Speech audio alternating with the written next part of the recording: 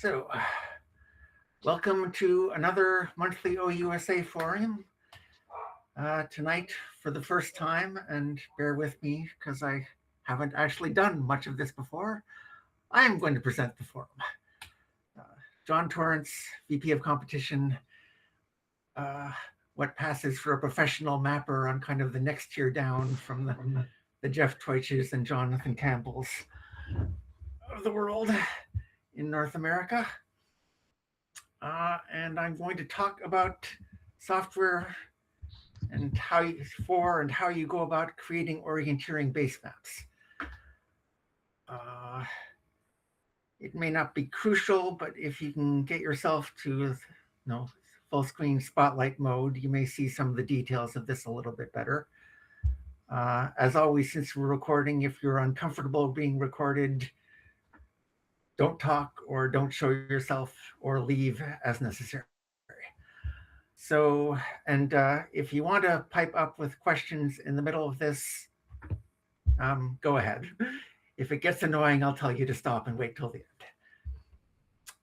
So I realized as I was putting this presentation together that like a decade or so ago, I almost certainly would have titled this Creating Orienteering Base Maps from LiDAR, which in the time since has come to go without saying, I think. All the people who used to have the stereo plotter to make photogrammetric base maps for orienteering have gone out of business, and the LiDAR data availability has got a lot better than it used to be, as well as the quality sometimes. Sometimes it wasn't so good in the past. So, sorry.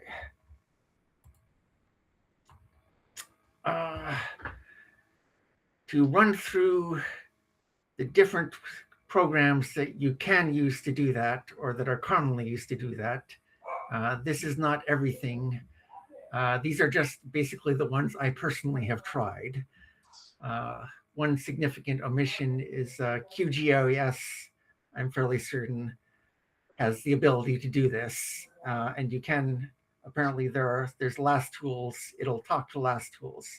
So you can use all the LAST tools functionality, some of which we'll be seeing. But I've for years been saying, I'll figure out how to use QGIS when I run into a problem that I can't solve without it. And it doesn't seem to have happened yet. So just to run through what's on the page, you've got Kartapulauten, which I believe is Swedish or maybe Finnish. I thought Swedish. It would translate literally as something like map machine. Ing, if you want to comment or ask something, go ahead. There is a window that's covering the right side of the... Reduce the size of this? Or move it out of the way, maybe. I don't want to entirely lose my ability to see what's happening in the, well, that's better. The meeting. Thank you.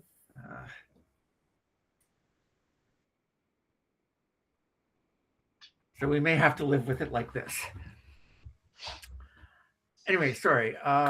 Kartapulauten, which the primary purpose of it is to produce, in one step from LiDAR data, something that looks like an orienteering map, and that you could go out and use for scouting or for training. It also, fortunately, produces quite a lot of vector data, and that's the URL for the GitHub repository of all the code. Kartapulauten comes in Windows, Mac, and Linux flavors.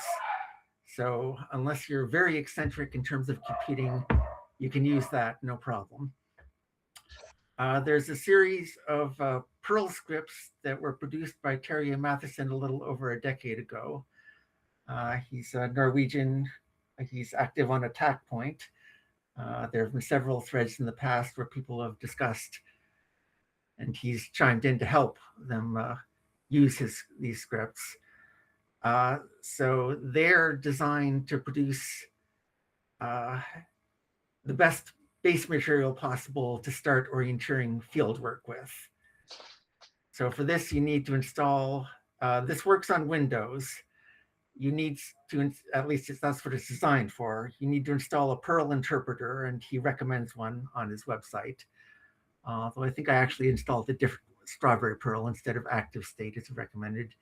And you need to install a set of tools called LAS tools, which are, some very powerful programs you can run from the command line with a lot of options to process LiDAR data in various ways. And then finally, there's OCAD, which back when I first got into mapping, didn't really have much in the way of LiDAR processing. Well, okay, when I first got into mapping, it had no LiDAR processing capability at all. Back then, Eddie Bergeron was making LiDAR base maps for people in the US with his homebrew in computer language called IDL, if I recall correctly. And he was like almost the only person at first in the US doing that. But in the most recent version of OCAD, and in the previous one, even though they've definitely made some steps forward with the most recent one, there's some very powerful tools for creating base maps from LiDAR data that come with the basic OCAD for orienteering. Maybe I don't know what capabilities the other flavors of OCAD has, but we only care about the orienteering one, I'm sure. So next slide.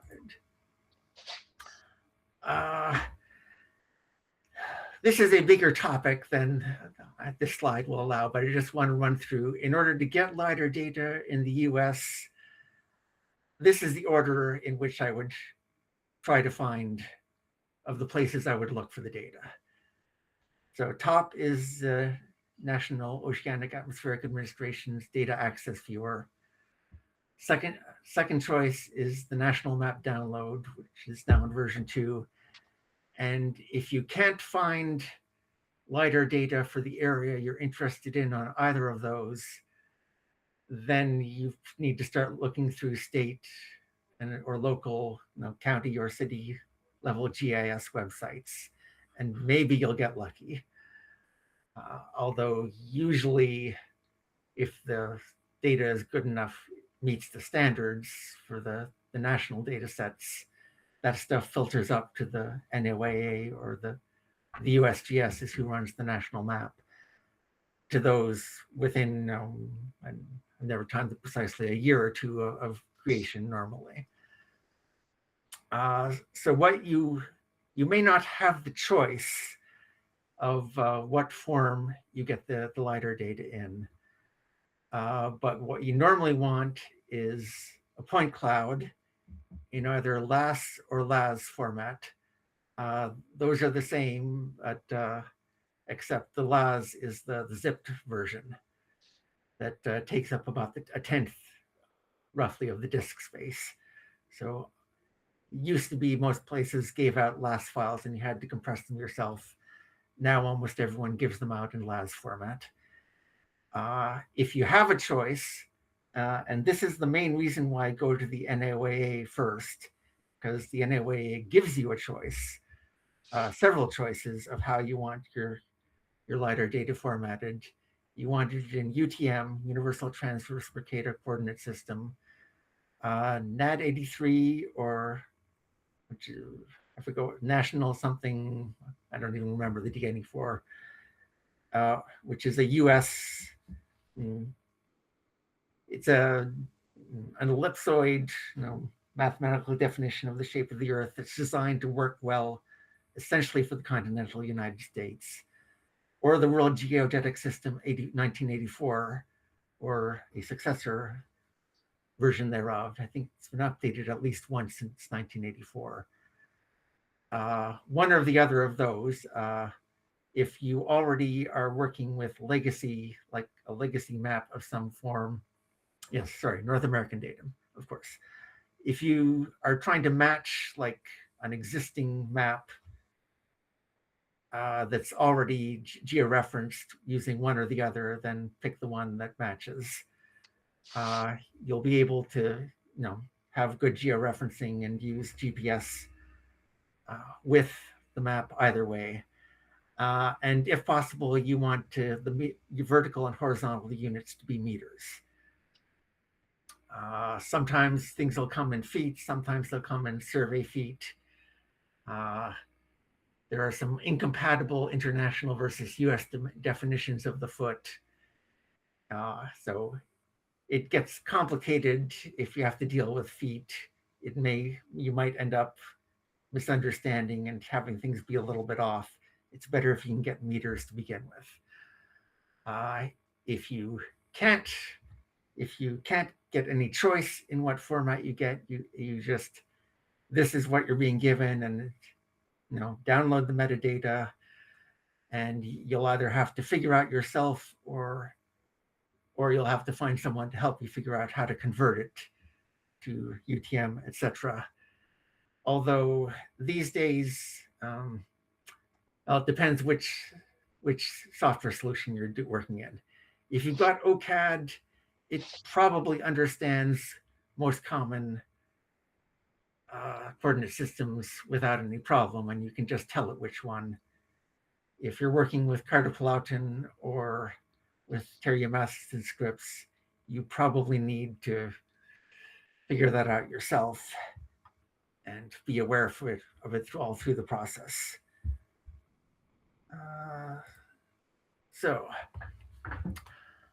Just to run through the advantages and disadvantages of these, Carter-Pulauten is extremely user-friendly and extremely fast. You can choose how much you want the contours to be smoothed within. It doesn't seem to, the experimentation I've done, it doesn't seem to change all that much past a certain point in either direction normally. And they're what it gives you is usually a fairly good approximation to finished contours. I personally think the form lines it will give out as being suggested, here are where form lines are needed, are not so good. Granted, there are people in the world who are good orienteers and whose opinions I respect, who would say I overdo form lines. So that's partly a matter of judgment and taste. Advantage and disadvantage. The main purpose of Carter-Pulauten is to produce something that looks like that you could use right off as, not quite a finished orienteering map, but as good as you could get from the LiDAR data. It's not really designed specifically to give you the ideal start as a base map for field checking. And maybe I should have called this next one both a pro and a con as well. There are a lot of numerical parameters in the settings file for it that you can fiddle with. So you could end up diving down a very deep rabbit hole of trying to get the output to be different by blindly exploring the space. You can't, the documentation, the settings file itself does try to explain for you a little bit what each setting does, but it doesn't really give you a guideline. If you want this, change the setting to this value in coordination with all these other settings. So you could spend a very long time trying and potentially not succeeding to get what you want out of it, which may very well not be at all worth the trouble. For the Terry Matheson scripts, an advantage, it does not really smooth the LiDAR at all significantly in the contours it gives you. So it's maximally preserving information for you to have with you in the field checking. Another advantage, it's more flexible than Carter-Pulauten in terms of producing contours at a desired interval and with desired interval of form lines between them, and form lines between those form lines and contours as well.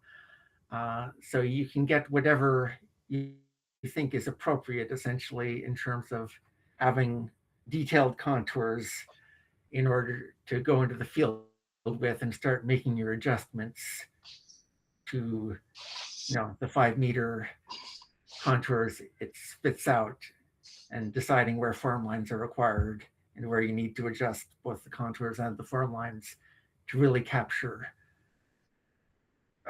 the no the significant topographic features in the terrain. An advantage, it produces a slope shade image, which cartoplotin doesn't at all. And this is immensely useful. We'll be looking at that in more detail later. Uh, it does something quite clever in terms of letting you adjust the way the vegetation it generates from the LiDAR point cloud comes out. It lets you iterate that with the field work. So you can basically specify, here are a bunch of points on the map, and it will come back and give you data on what it sees in terms of the number of returns it's getting in certain elevation bands at each of those points within a certain distance around the point. Since vegetation density is kind of a feature of space, not of a one-dimensional point. And you can then say, okay, I want this one to be dark green, this one to be medium green, these others to be white, medium green, yellow with low vegetation, the green slash symbol, etc. And then you can rerun the vegetation, and it will assign colors to every point based on what in the points you've specified most is closest in terms of the number of returns across those elevation bands to one of the among the points you've given it the value for what kind of vegetation should be there. So you can basically, I don't generally advise spending a lot of time on this either, for reasons we'll get into later, but you can keep adjusting the automatic vegetation generation to better match what you actually see in the field until you're happy with it or you decide you've hit the point of diminishing returns. And finally, we'll get to the disadvantage of this. It is now that, especially now that cartoplotin recently issued, has been completely rewritten from what it used to be in a different, more efficient computer language. It's much, much slower to run than cartoplotin.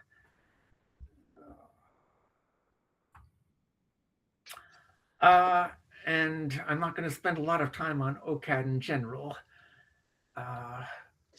but just to run through, OCAD is very powerful and very easy to use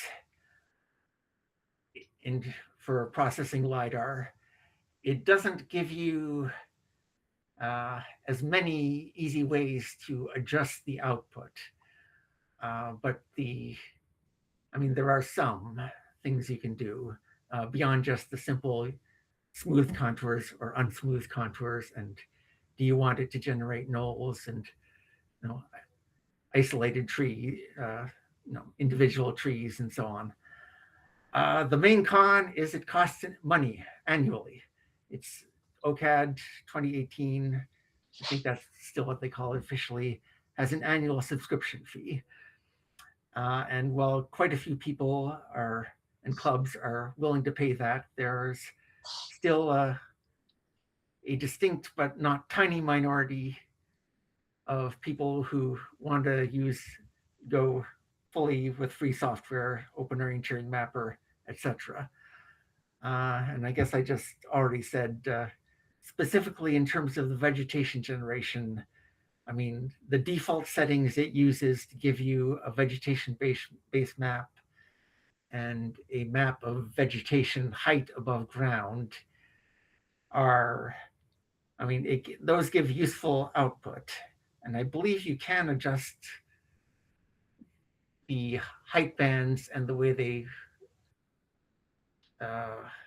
correspond to colors if you don't like the exact appearance of it. But just in general, you can't tweak a lot of things to get OCAD to give you vegetation very much different from what it gives by default. Okay, so to actually use Cartopulauten, first get yourself the LiDAR data. If necessary, convert it, as we discussed. And the rest of this, I'm going to go show you the settings file and how you actually run it in a graphical interface. So someone yell if this somehow messes with your ability to see my screen.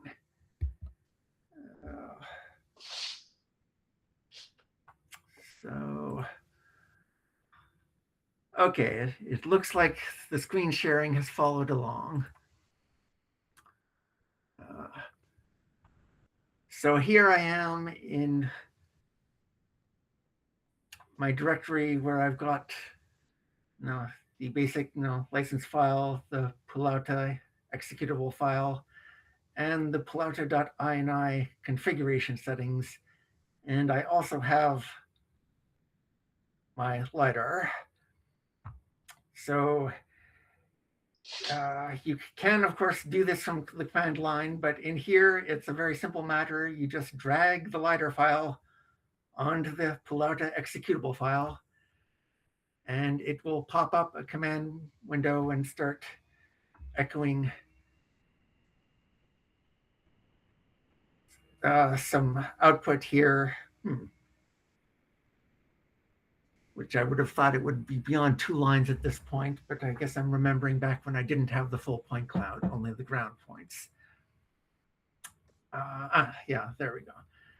So it'll generally tell you what it's doing, and in a minute or two, this is going to finish, and we will have the outputs. In order not to just sit watching that, I'm just going to walk you through a little bit. This is the file of settings that you can change the behavior of Pulauta. So there are a very large set of numbers you can change to change how it maps vegetation. I tried to count them and I gave up. There are more than 100. There's a set here where you can change its cliff detection, like how high it has to be, how steep. You have 3 modes for what it does in terms of form line production. You can have a 2.5 meter contour interval without form lines, 2.5 meter contour interval, but they alternate thin and thick. So that's basically 5 meter contours with fully continuous form line, 2.5 meter form lines between them. Or you can have a 5 meter contour interval, and it'll suggest where it thinks form lines are needed. So the default is the latter, 5 meter contour, and it'll take a guess at form lines. You can tell it how much you want it to smooth contours versus leave noise in the LiDAR data visible in them. You can adjust this to change how big nulls have to be essentially to be detected. There's some experimental stuff for detecting buildings and non-experimental for showing water if your LiDAR has water as a point classification, or to show everything under a certain elevation as water. And I think with that, we're nearly at the end. Yeah, okay, so then there's the experimental options. So by this point, I believe, no, sorry, wrong. Okay, yes. So I didn't clock exactly how long it took, but the process finished. So now the outputs that the principal outputs from the point of view of the makers of cartridge-per-latin, at least initially, are these two portable network graphics files, Pilatus,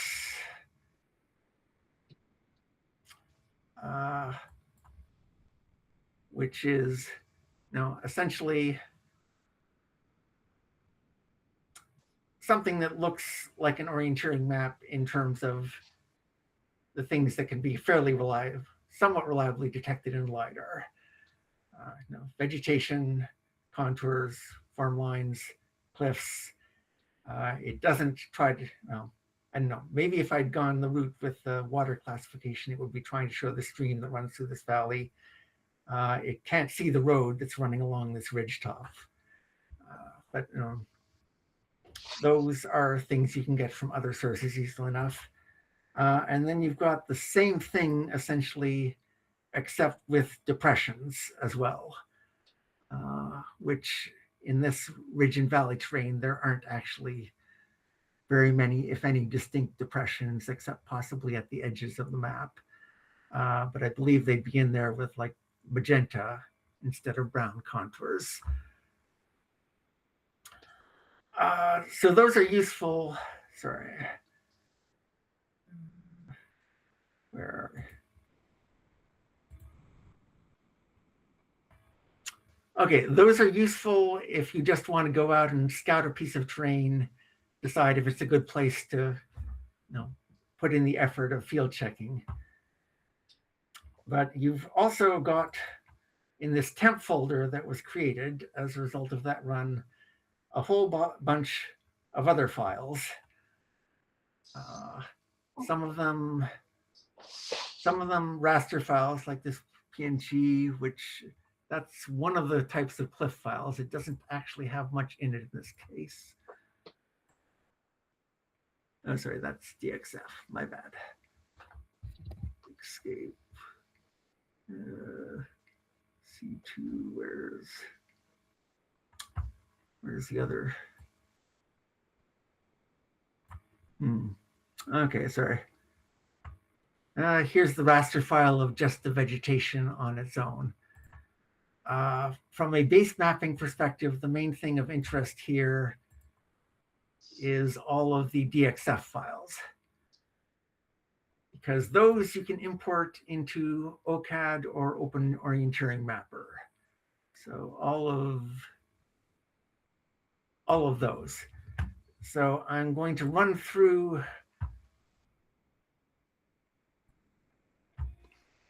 most of those. So you've got out.dxf.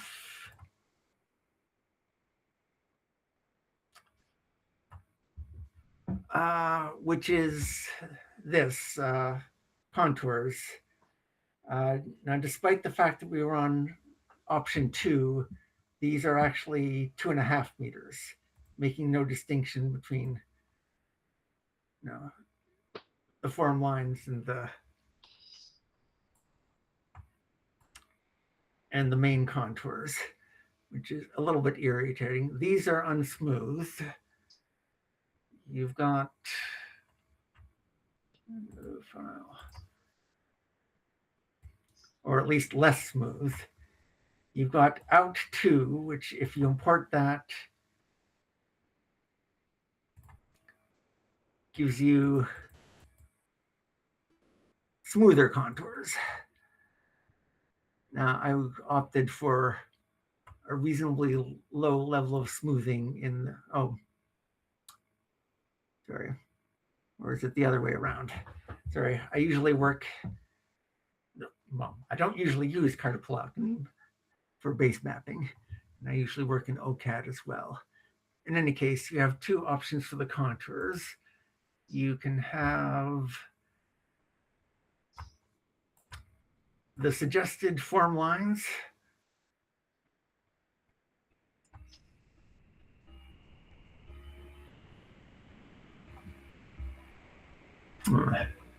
Sorry. Okay, here we are. So all of these are the form line things, places that Cartan-Plowton thinks that you may need form lines. And it also tries to detect the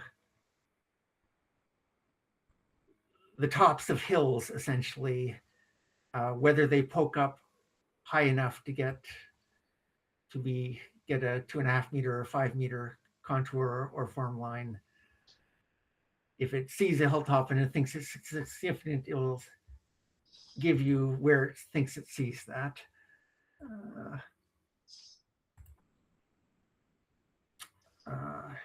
By the way,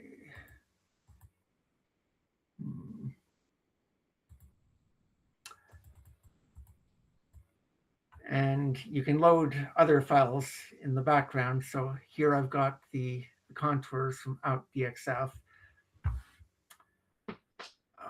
which this is might be what you'd start from if you want to start hand drawing your actual 5 meter contours and deciding where you'd want to. I mean, I would add to the form lines that are here rather than subtract from them, but depending on the situation.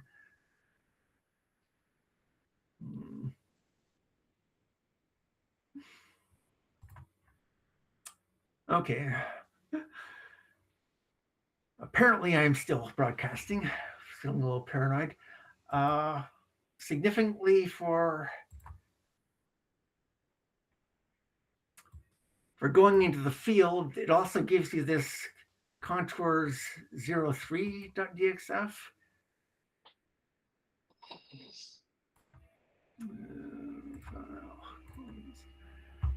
So that is, I haven't actually checked exactly what the contour interval for these are. I think it's probably a 1/4 meter, although I suppose it might, maybe the name signifies it's 0.3 meters, which would be a strange choice a little bit because it wouldn't line up well with the 5 and 2.5 meter contours. Regardless, though, these are very, very closely spaced contours.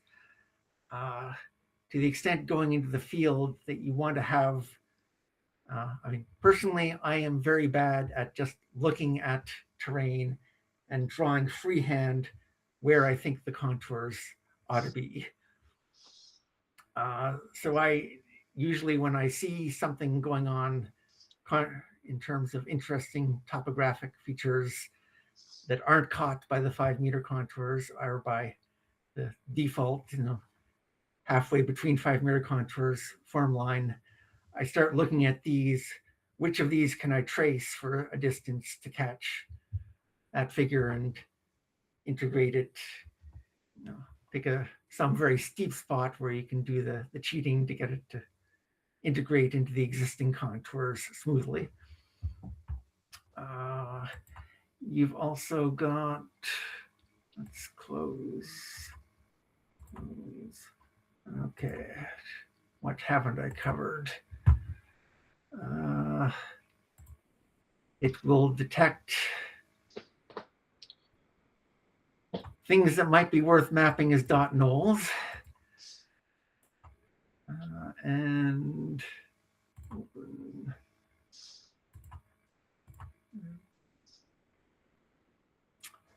By the same token, oh, sorry, close. Most of these are just steep stream banks, but these are the things it detected that it thought might qualify as cliffs. So you can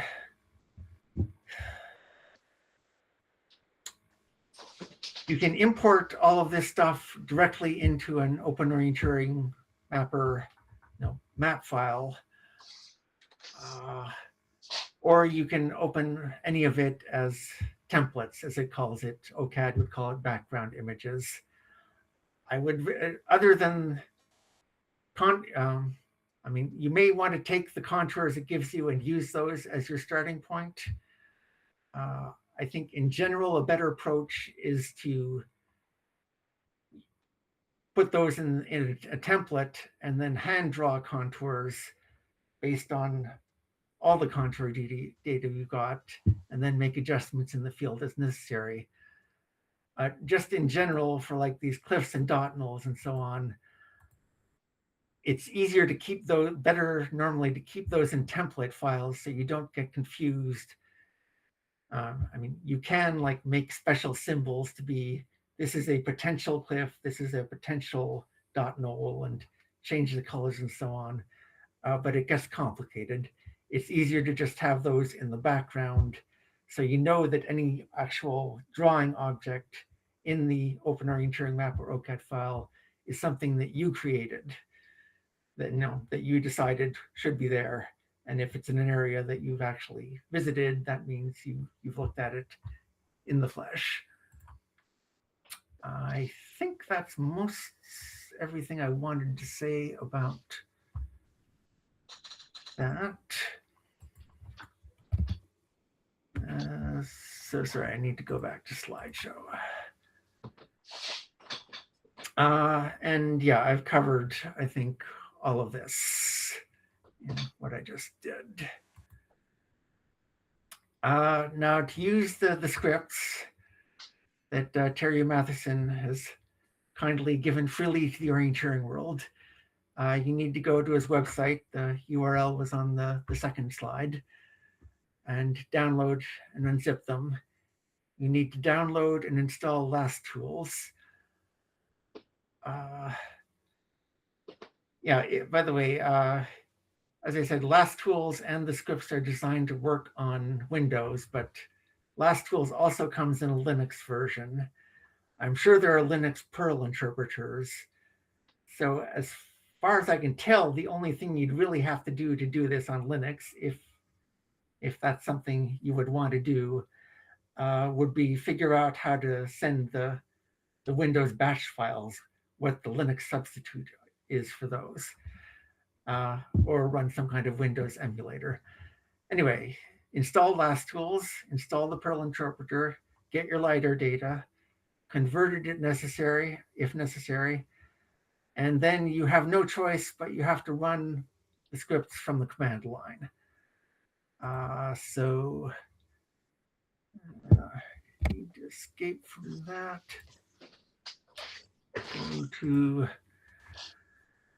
so here is my directory where I dumped all the LastTools binaries and their associated README files, which are very instructive. I've got a directory base where I put the LAS file for the area that we were looking at in Open Orienteering Mapper a minute ago. And I have a command prompt open here as well. Oh, sorry. First I should show, no, I don't have it open. Okay, so the thing you actually run is this batch file, which basically, there's a set of other Perl scripts that it calls. I just want to point out one place in here. This is the command where you tell it to generate contours, and you specify the contour intervals. So this is 25 meter index contours, 5 meter contours, 2.5 meter contours, form lines between them, and another set of form lines at 0.25 meters between all of those. So very, very dense contours. Probably overkill unless your terrain is quite flat, but you know, if you can easily change that to say 0.5 meters or 1 meter if you find it's more than you want on the screen when you get to it. And I also want to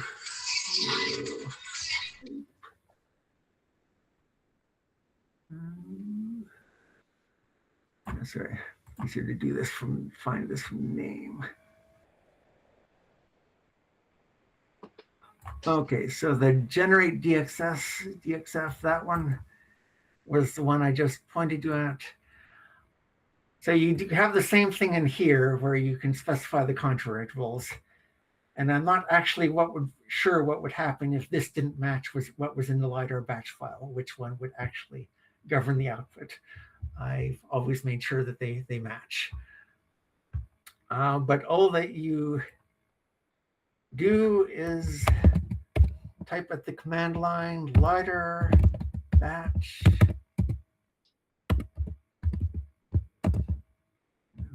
base, and either the exact name of the LAS or LAS file, or just star.las or LAS for everything in that directory that meets the criterion.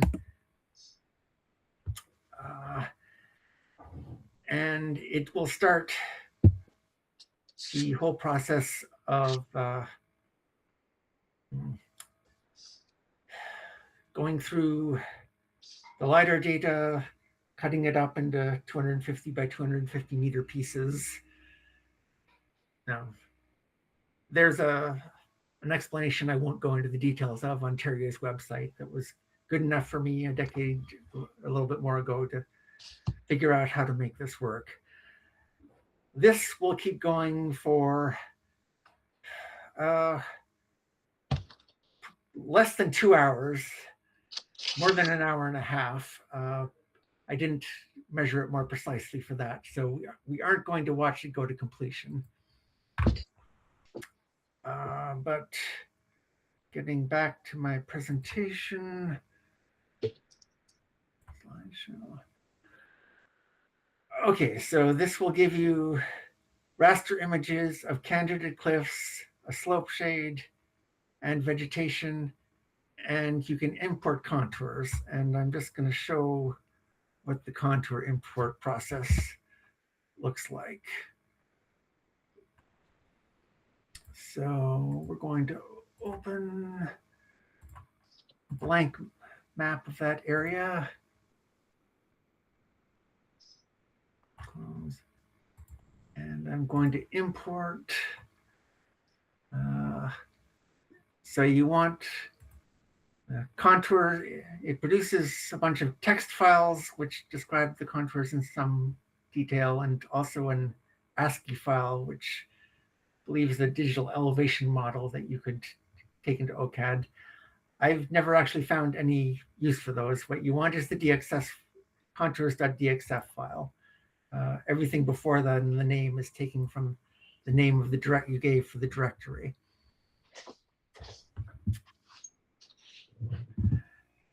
And you want to import that. So assuming you've got the georeferencing stuff all figured out, you can just accept those defaults.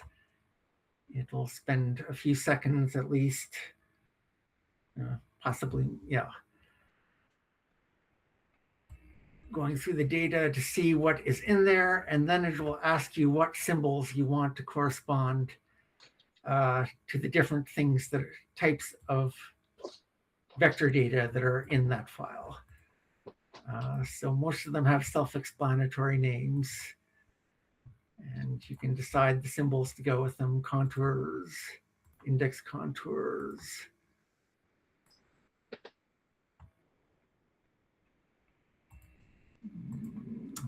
Form lines.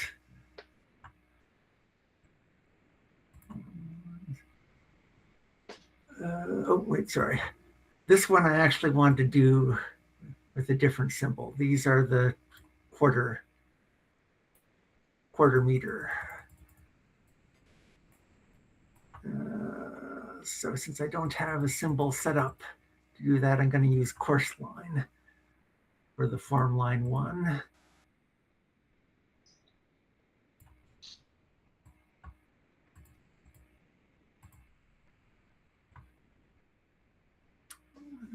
Negative form line is just form line, slope line. and dot null, null, and depression, small depression. Now, Terrier's scripts actually do produce a cross-reference table that specifies most of this. And if I were doing this in OCAD, which I don't have on this computer, instead of Open Orienteering Mapper, I would use that. There must be some way to use that in here, but I don't use Open Orienteering Mapper enough to have figured that out. So we're doing this manually. Anyway, you specify all that. I don't want to save the changes to a cross-reference table. And you get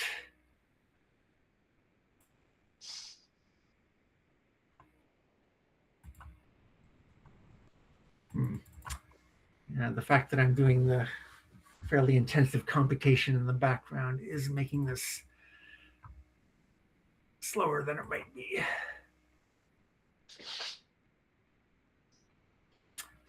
So you get contours out of that. And I need to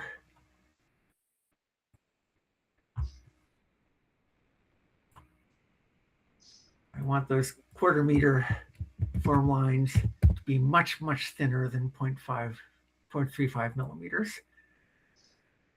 So as you can see, we've got index contours,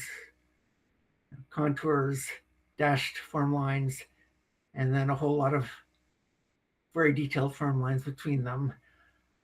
I think you can probably tell that these are not, that the very dense form lines that we got out of Carter-Pulatin were somewhat smooth compared to these. So a lot of this tiny diversions, that's like deadfall. It's not actual ground. I mean, the systems for distinguishing ground from things that are sitting just on top of the ground when the LiDAR can't see under them. No software can do that perfectly. But my normal attitude is that all the detail you're seeing here is true. You just have to personally interpret which of it is significant and which of it isn't.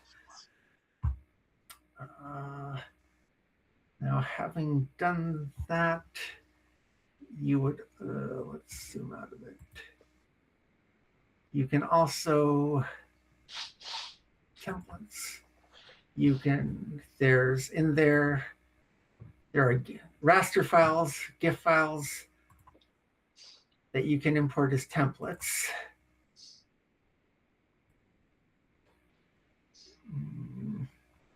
And sorry, I want to hide these to actually be able to see. And I'm just going to hide all our Earth symbols too for the same purpose. Oh, sorry, I thought I turned off. Sorry. Okay, so these are the cliffs. And by the same token, you can open as a template. Sorry. The vegetation. Okay, so the vegetation, as it comes out with the default settings from Carrier Matheson scripts. And I can at least attest that this patch of green is something that really exists. It's mountain laurel, mostly, quite dense. So in reality, there is more green in this terrain than is shown at the moment, which is something you can use the feedback iteration to get at. And also, open.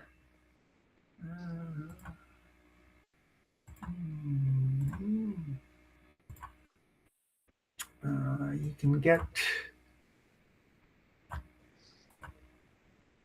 that's right, I don't want the ASCII, I want the GIF.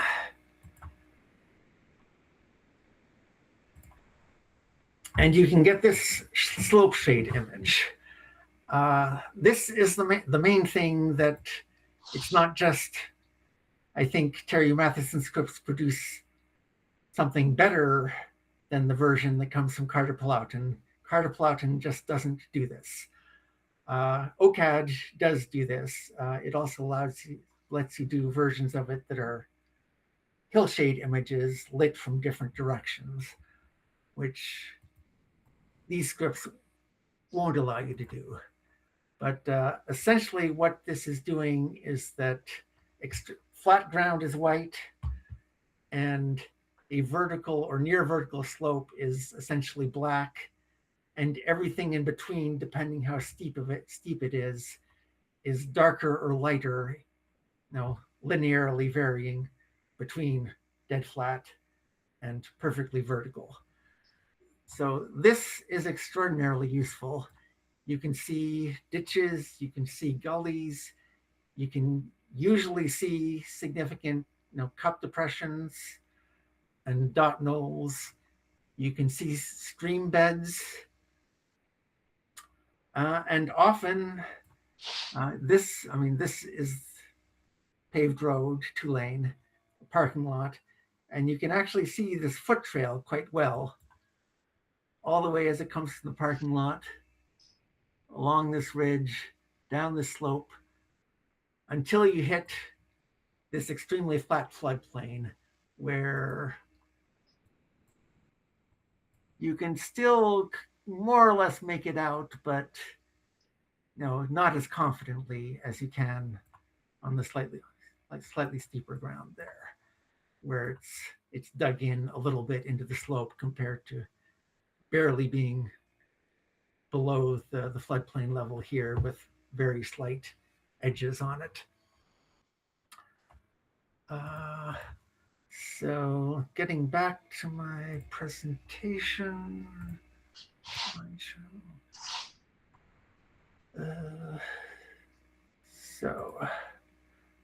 So yeah, I think I said most of this.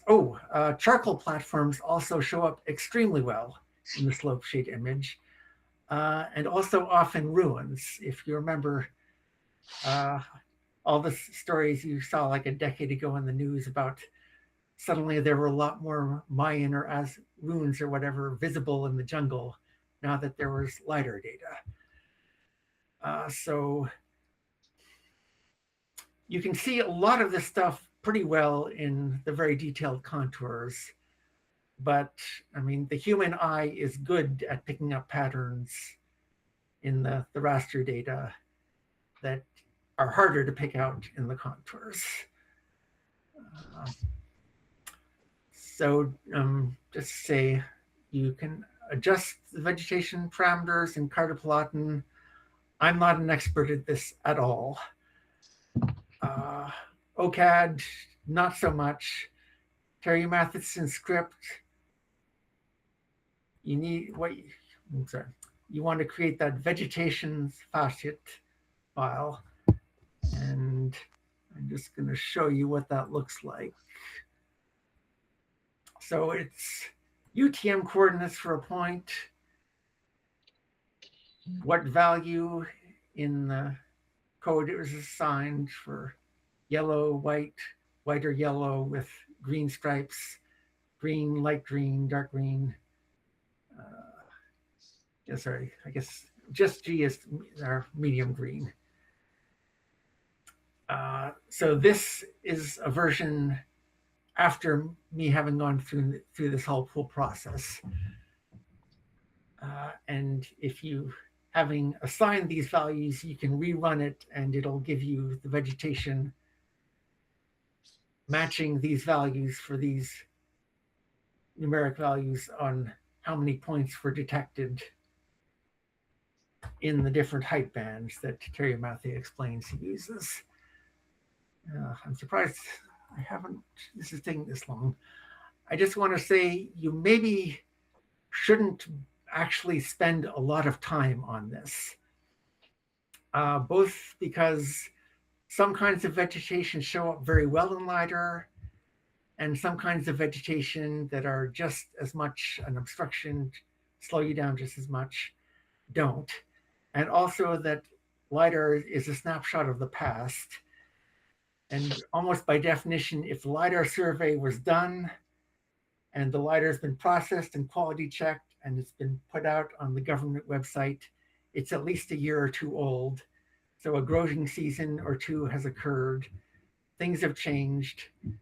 And if you're producing a high quality orienteering map, you're going to have to go and verify everything in person anyway. You might as well not spend a lot of time on this. Oh, sorry, I should have gone to slideshow. I just want to say I have encountered one time where I found this in fact very useful, and the vegetation, and it didn't require a lot of time. This was a place where the forest was very, very open, except for areas of mountain laurel, which is, a broad-leafed evergreen shrub that grows, 6 to maybe as much as 15 feet tall, the tallest ones in the area in question.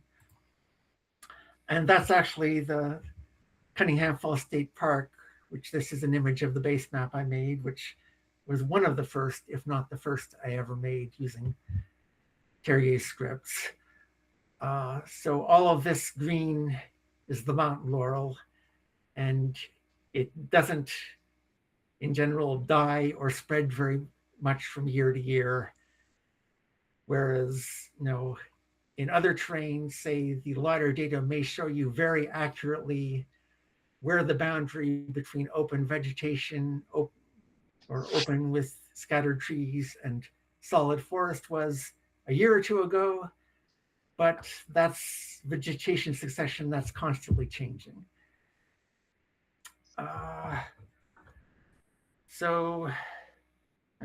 Oops, typo there. So Cartoflauten gives you reasonably good, somewhat smooth contours. Terrio Matheson scripts gives you very good unsmooth contours. OCAD will give you either one. No matter which of these you're using, if you want really good results, you need to actually use those as the starting point and hand draw contours.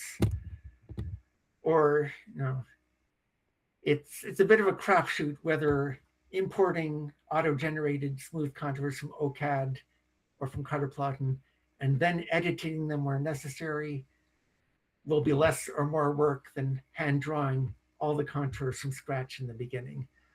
I think hand drawing contours from the beginning to match the best data you have with, a little bit of human judged smoothing of what's just noise in the contours rather than actual real variation, means there's one less thing you have to be focused on when you're out doing field work. So, it saves you editing time after you do the field work, and it gives you less mental overhead while you're doing field work. A few tips. So something I actually learned in the process of preparing this, back to the Open Orienteering Mapper. So I generated this slope shade image using data from the NOAA data access viewer with only the ground points, not the whole point cloud. That's an option. It allows you to have only the ground. And I'll have to open a different template.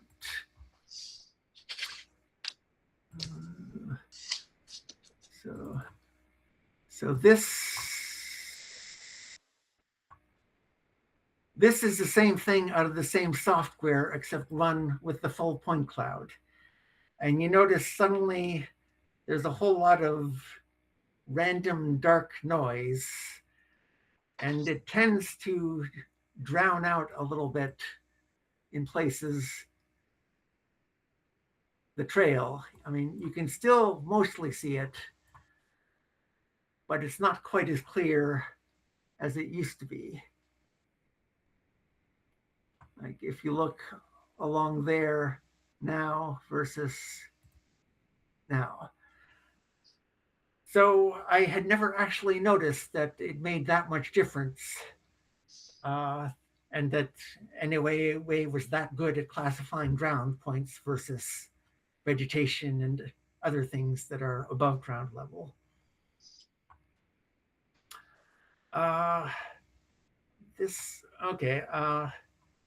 Just to show you, so I mentioned that you can usually see stream beds pretty well,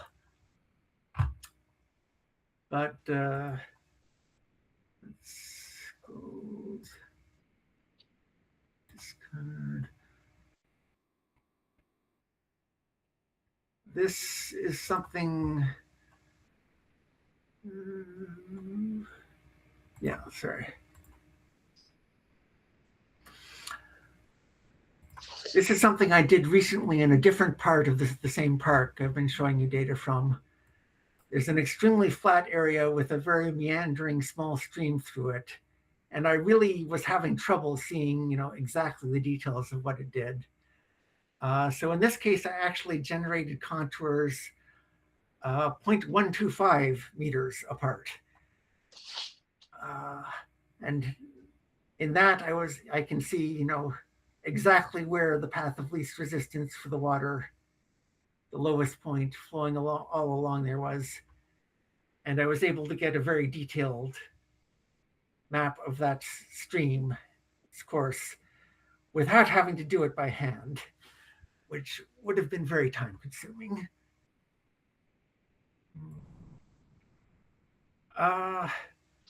I just want to say there's a lot of things you can do with LAS tools that are very, very cool, beyond just converting data that comes in an inconvenient coordinate system to a convenient one.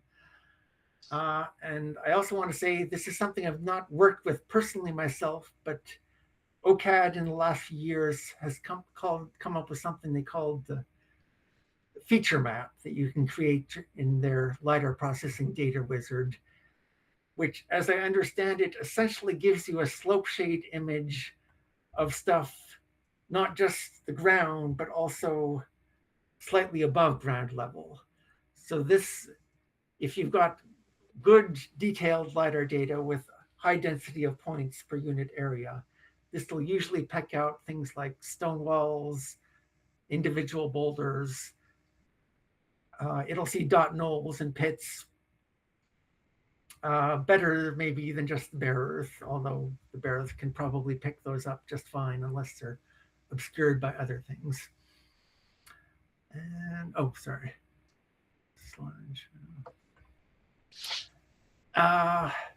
And just to say there's a few dozen LAS tools functions. These are the ones I've actually personally had to use from the command line. So if you want to get into learning how to use LAS tools, these are the README files you should explore first. I'm thinking that unless I've misunderstood how the feature map thing works, I might be able to more or less make the same thing myself with a little clever processing and LAS tools, but I'm going to have to take that on as a project for the next weeks or months. No time right now. Are there any questions or comments? I think I'm surprised, but I think that took up almost all of a little over our scheduled time, but we could probably take a few comments or questions.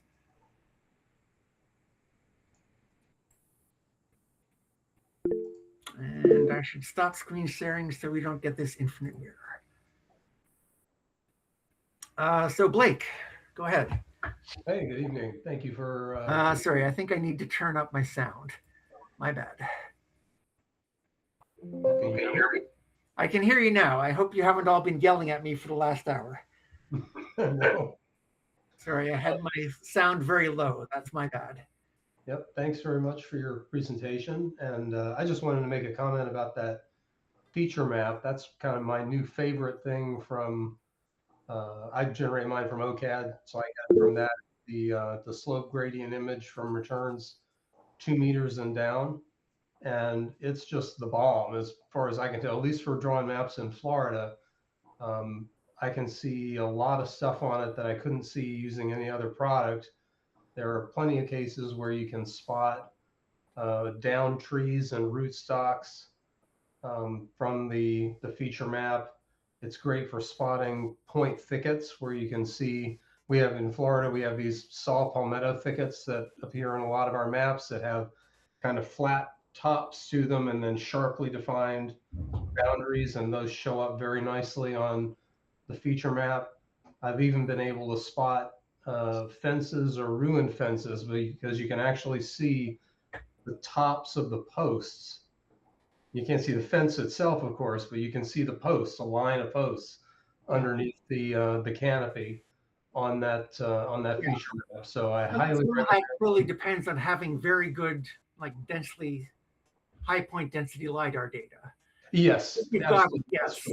I haven't worked with it in the field myself, but one of Jeff Toysh or John Campbell told me that they thought it increased their productivity by 20%. And the other one didn't dispute that. So there's a lot you can draw on the computer from it before you even get into the field.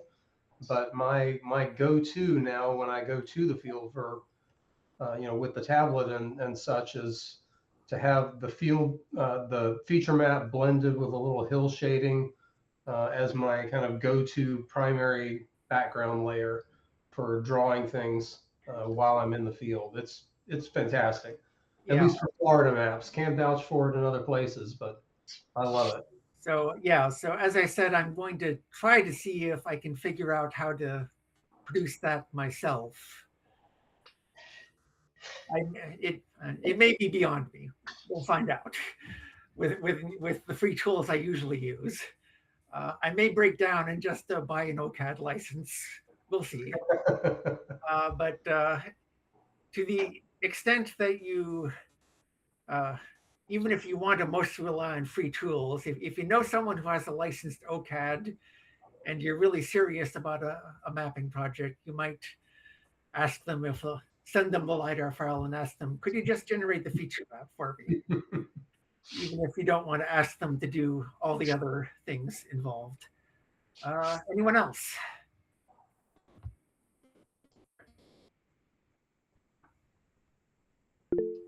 John, I'm going to share the presentation file. I believe I can. It should be easy enough to put the presentation on our Google Drive and link to it. We'll put the link in the comments for the YouTube video. Yes. Thank you. Yeah, you're welcome. Anyone else, or shall we call it a night?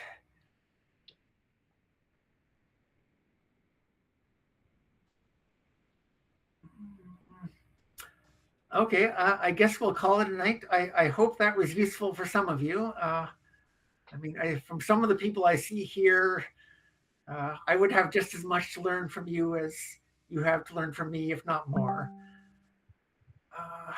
But we are all in this project of making orienteering maps together.